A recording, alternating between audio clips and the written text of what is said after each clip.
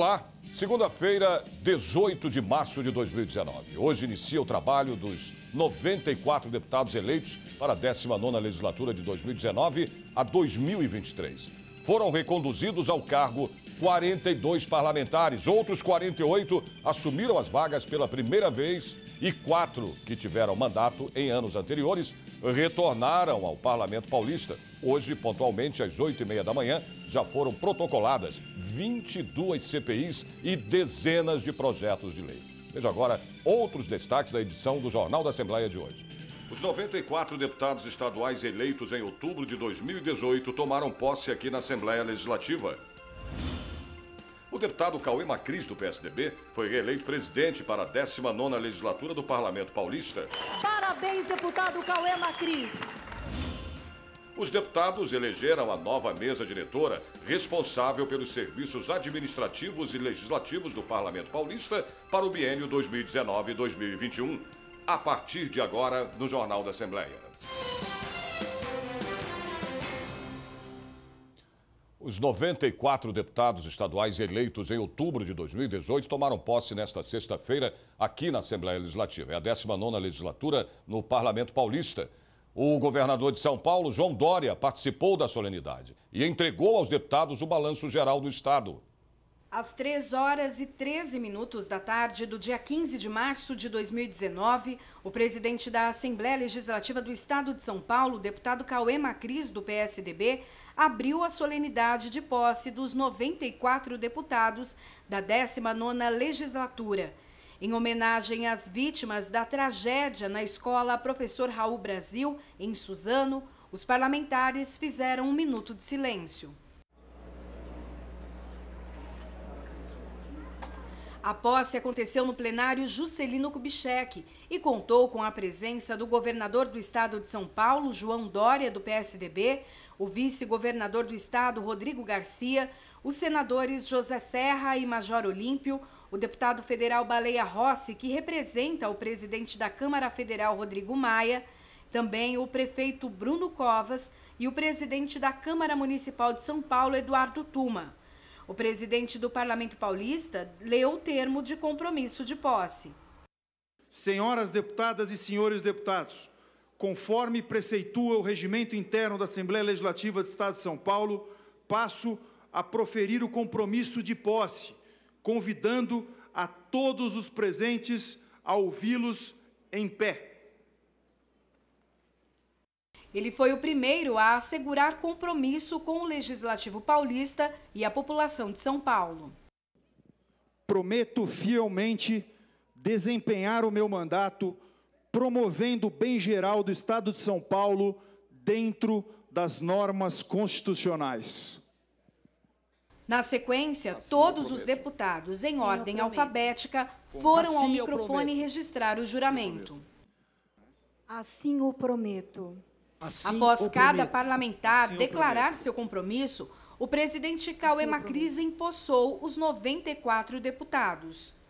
Declaro empossado os senhores 94 senhores e senhoras deputadas para a 19ª legislatura da Assembleia Legislativa do Estado de São Paulo. Parabéns a todos vocês.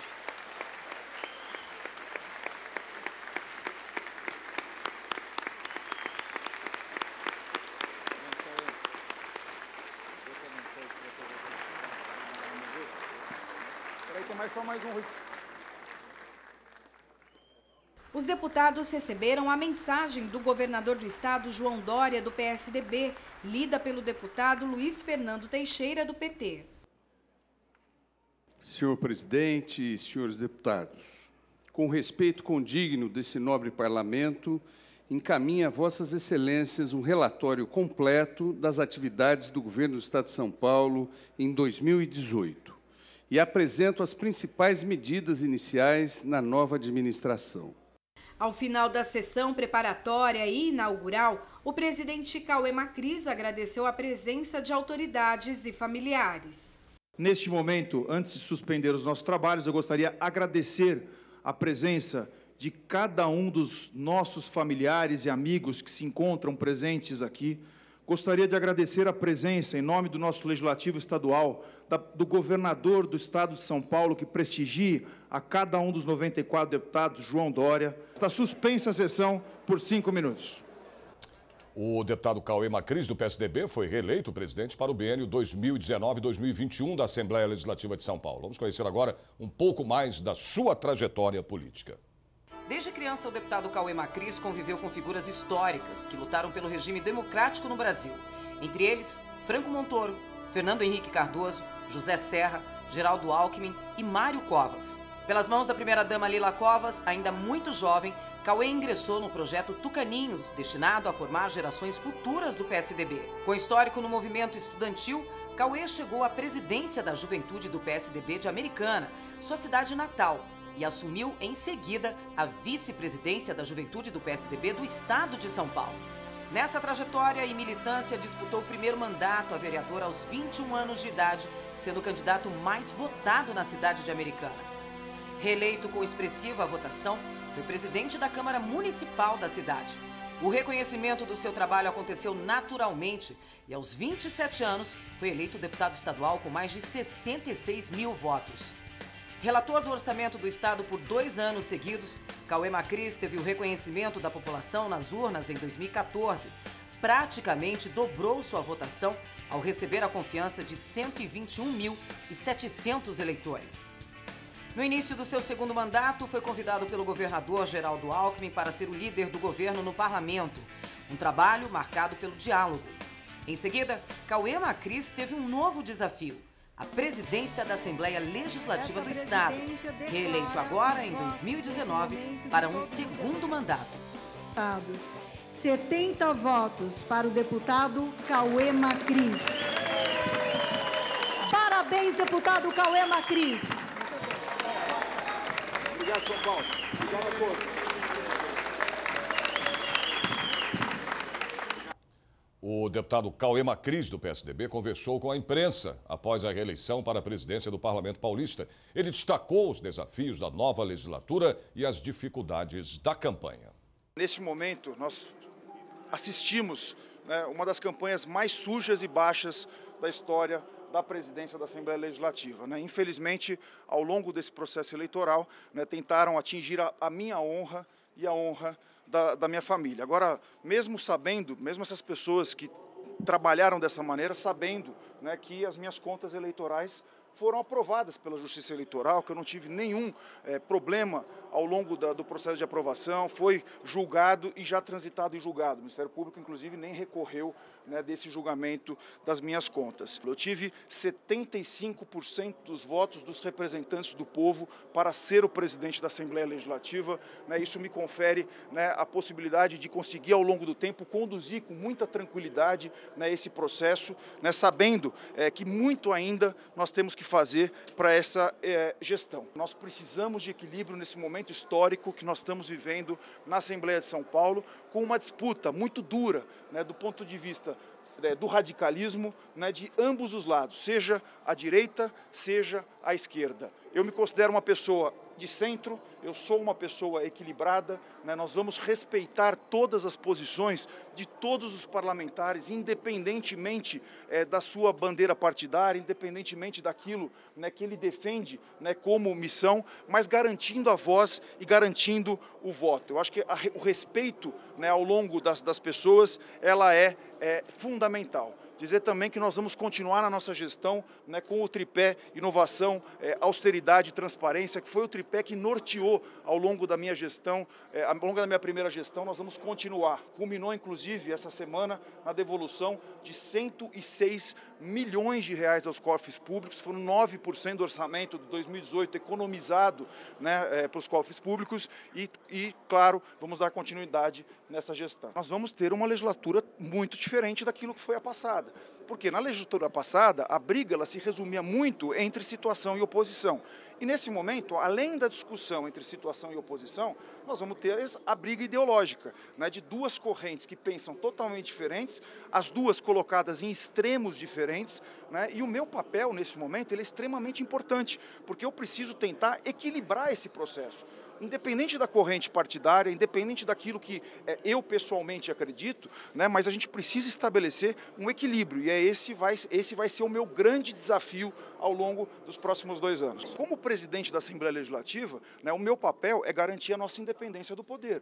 Né, e a independência do poder para discutir o que for bom para São Paulo vai ter o nosso apoio. E o que não for bom para São Paulo, nós vamos ser muito claros, né, e objetivos, né, em colocar que nós não vamos acreditar. Esse é o papel do Legislativo e será cumprido dessa maneira. Terça-feira já vou fazer um primeiro colégio de líderes com os novos líderes dessa legislatura para que a gente possa estabelecer qual vai ser a nossa pauta de votação.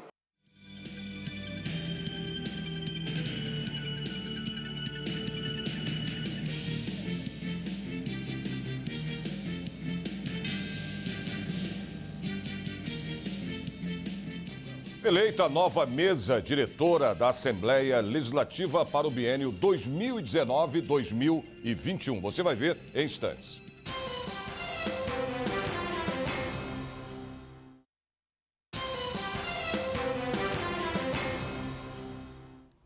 Parlamentares elegeram a nova mesa diretora da Casa, composta por 3 deputados, presidente, primeiro e segundo secretários, todos eleitos em votação aberta.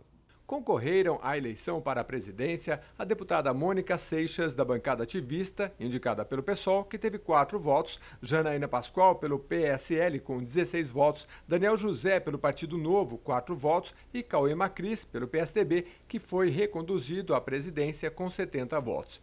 Parlamentares do PSL e também o deputado Carlos Gianazzi, do PSOL, pediram que houvesse um debate no plenário entre os candidatos à presidência antes das votações, o que, segundo a deputada Analice Fernandes, do PSDB, que presidia a sessão, não seria possível por falta de previsão regimental. Essa é uma questão já superada nesta casa. Portanto, eu quero dar procedimento ao processo de votação. O presidente da Assembleia Legislativa de São Paulo prometeu amplo debate diante da diversidade de legendas da Casa, parceria com o Poder Executivo e trabalhar pela aproximação da população com o Parlamento Paulista. Disse ainda que inovação, transparência e austeridade, compromisso desde sua legislatura anterior, vêm sendo cumpridos.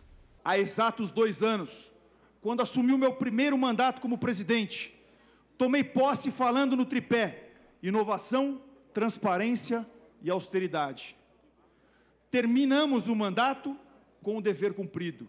Após o pleito da presidência, foram eleitos os demais 8 componentes da mesa diretora e seus substitutos para o primeiro biênio da legislatura. Para a primeira secretaria, o deputado Enio Tato, do PT, foi eleito com 70 votos. Para a segunda secretaria, foi eleito o deputado Milton Leite Filho, do Democratas, com 69 votos. Foram eleitos ainda para a vice-presidente Gilmaci Santos, com 65 votos. Para a segunda vice-presidência, foi eleito Ricardo Madalena, do PSDB, com 62 votos. Deputado Coronel Telhada foi eleito para a terceira vice-presidência, com 66 votos. Para a quarta vice-presidência, foi eleito o deputado Barros Munhoz, do PSB, com 63 votos. Por fim, a terceira secretaria ficou com Bruno Ganem, do Podemos, com 61 votos. A quarta secretaria será exercida pelo deputado Léo Oliveira, do MDB.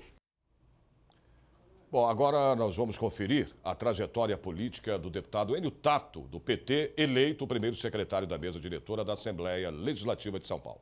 Enio Tato participou no final dos anos 70 das comunidades eclesiais de base da Igreja Católica. Integrou a luta contra a ditadura, passando a militar em movimentos populares e sindicais. Em 1980, participou da fundação do Partido dos Trabalhadores, sendo eleito em 2002 deputado estadual. Reelegeu-se mais 3 vezes. Em 2010 e 2014, foi o deputado mais votado da bancada do PT. Entre suas conquistas, obteve a instalação de novas unidades de FATECs e da Universidade Federal Paulista. Na área de meio ambiente, liderou a luta pela aprovação das leis específicas das represas Guarapiranga e Billings e tornou lei suas propostas de incentivo à agricultura familiar. Formado em contabilidade, Enio Tato foi o deputado de oposição que mais apresentou emendas orçamentárias. Titular das comissões de Finanças, Orçamento e Planejamento, de Transportes e Comunicações e de Assuntos Desportivos, foi também 2 vezes líder da bancada do PT, 2 vezes líder da oposição e 3 vezes primeiro secretário da mesa diretora da Assembleia Legislativa. Portanto, declaro eleito para exercer a primeira secretaria da Assembleia Legislativa do Estado de São Paulo, biênio 19-21, o nobre deputado Enio Tato. E agora nós vamos conferir a trajetória política do deputado Milton Leite Filho, eleito segundo secretário da mesa diretora da Assembleia Legislativa. Ele foi eleito para o primeiro mandato aos 28 anos de idade, mas sua vida política se iniciou muito antes na zona sul da capital, participando ativamente do mandato do pai e vereador Milton Leite, o acompanhava em reuniões e defendia os interesses da população daquela região. Em 2007, já deputado, tornou-se um dos integrantes fundamentais na aprovação da Lei da Guarapiranga e na discussão e votação da Lei da Billings. Milton Leite ampliou seus trabalhos para cidades do interior, conseguindo viabilizar projetos importantes em todo o estado. O parlamentar permanece defendendo as agendas da saúde, educação, mobilidade urbana, transporte, infraestrutura e moradia, além de municípios mais fortes e desenvolvidos. Declaro eleito o deputado Milton Leite Filho para exercer a segunda secretaria da Assembleia Legislativa do Estado de São Paulo no biênio 2019-2021. Fake news. Você sabe o que isso quer dizer? São aquelas notícias falsas que tanto transtorno, causam na vida das pessoas. O projeto de lei de autoria do deputado Edmir Chedid, do Democratas, estabelece penalidades administrativas a quem divulgar informação falsa. Você já deve ter ouvido falar nas fake news, as notícias falsas que se espalham rapidamente em milhares de compartilhamentos nas redes sociais. São sites criados para imitar a linguagem jornalística, para viralizar nas redes sociais, que publicam informações que são comprovadamente falsas com a intenção de enganar. Essas notícias aparentemente inocentes podem prejudicar seriamente a vida de pessoas.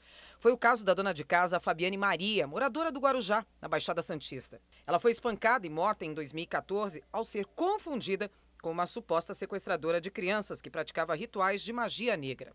Pesquisa recente sobre fake news aponta que o Brasil é o país que mais acredita em notícia falsa. Um problema que gera danos para a sociedade e para a economia no modo geral.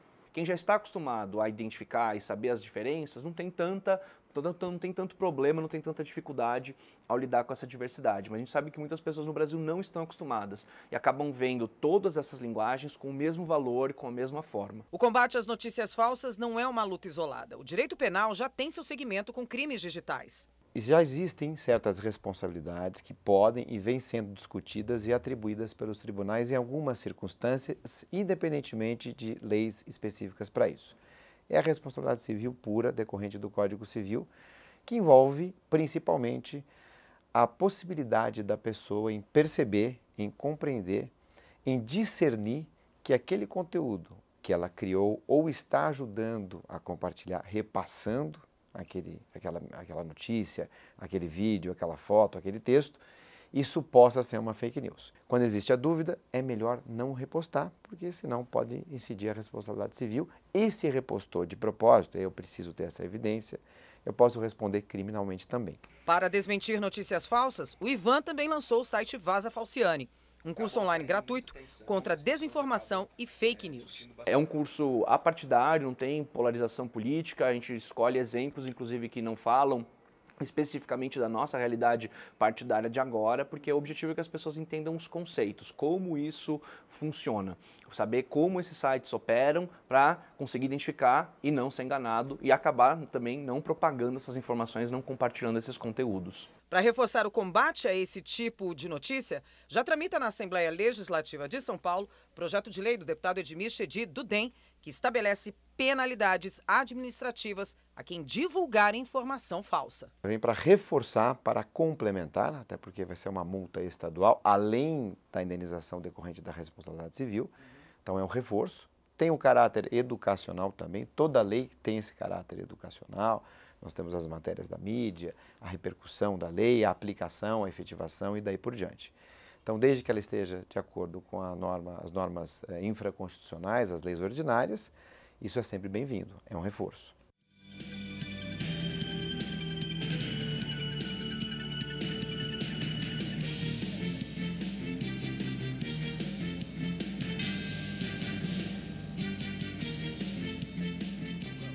O deputado Carlos Gianazzi, do PSOL, se reúne com advogados e cartorários contribuintes do Instituto de Pagamentos Especiais de São Paulo. Você vai ver depois do intervalo, voltamos já.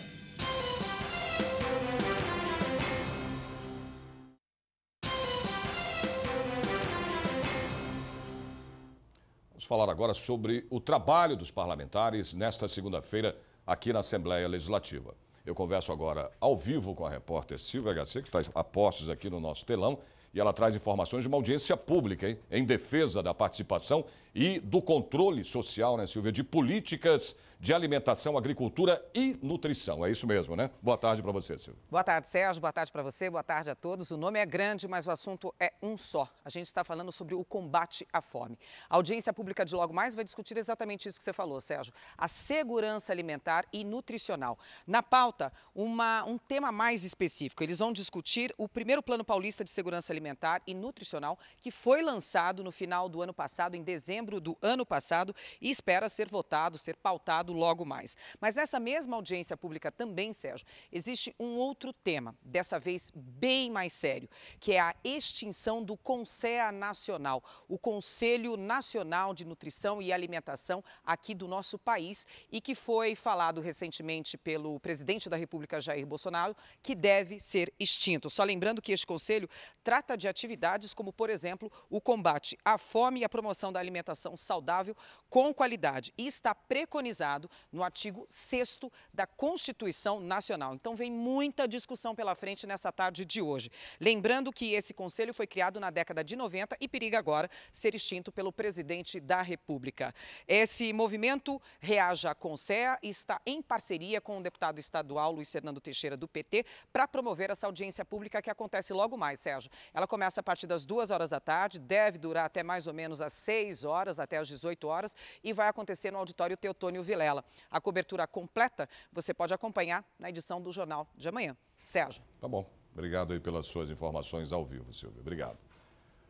E às 6 da tarde, uma Assembleia Geral no auditório Franco Montoro vai eleger a nova composição da mesa diretora da Cooperalesp, que é a cooperativa de crédito mútuo dos servidores aqui da Assembleia Legislativa do Estado de São Paulo. E quem traz mais informações para a gente é o repórter Marcos Boemerade. Boa tarde para você, Marcos. Boa tarde, Sérgio. Boa tarde a todos. Aliás, ótima semana a todos nós. Sérgio, olha só, será uma composição, né? A eleição para a nova composição da mesa, como você disse, para o novo biênio, né? 2019-2021. A cooperativa de crédito mútuo dos servidores da Assembleia Legislativa do Estado de São Paulo, ela foi criada por um grupo de funcionários em 2001 e tem como objetivo principal proporcionar assistência financeira a todos os seus associados, e hoje conta com cerca de 600 associados, e mensalmente são concedidos aproximadamente 50 empréstimos com juros realmente muito abaixo do mercado. A exemplo de todas as entidades similares, a cooperativa submete-se a normas de fiscalização do Banco Central e é objeto também de muitas auditorias. O solicitante é o deputado Campos Machado, do PTB. Eu volto com você, Sérgio. Obrigado, Marcos. O deputado Carlos Gianazzi, do PSOL, se reuniu com advogados e cartorários contribuintes do IPESP, que é o Instituto de Pagamentos Especiais de São Paulo. Eles querem o cumprimento de um acordo realizado com o governo do Estado para o pagamento de contribuições. A carteira de previdência dos advogados, espécie de previdência complementar, era gerida pelo IPESP, que foi extinto em 2018. O governo do estado fez um acordo para que as contribuições fossem devolvidas. Lamentavelmente, por algum equívoco, os beneficiários da aposentadoria e pensionistas da nossa carteira, que já estavam há muito tempo aposentados, desde 2009, não receberam a primeira parcela, como está dito no decreto, se não me falha a memória, no artigo 4º do decreto 64.073, de 19 de janeiro do ocorrente ano. Segundo o advogado, cerca de 5.000 contribuintes estão sendo afetados com atraso no pagamento. Senhor Hernani é um deles. Ele explica que a carteira é cinquentenária e que em 2009, graças a uma ADIM, ação direta de inconstitucionalidade, impetrada por meio do mandato do deputado Carlos Gianazzi do PSOL, eles conseguiram o reconhecimento dos direitos adquiridos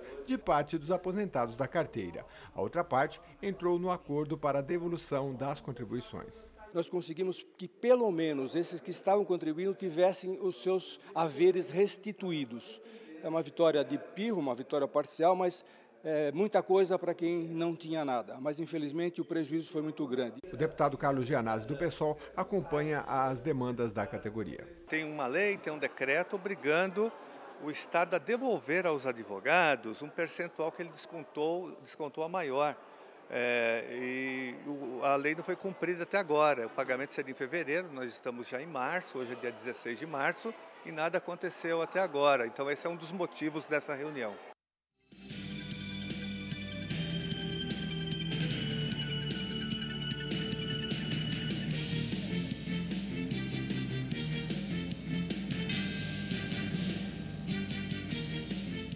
O Jornal da Assembleia desta segunda-feira termina aqui. Lembrando a você que a partir das 2h30 da tarde a TV Alesp transmite ao vivo a sessão plenária, que você pode acompanhar aí pelo nosso site, que é o al.sp.gov.br e também através do YouTube. A gente se vê de novo amanhã a partir do meio-dia. Até lá e ótima tarde para você.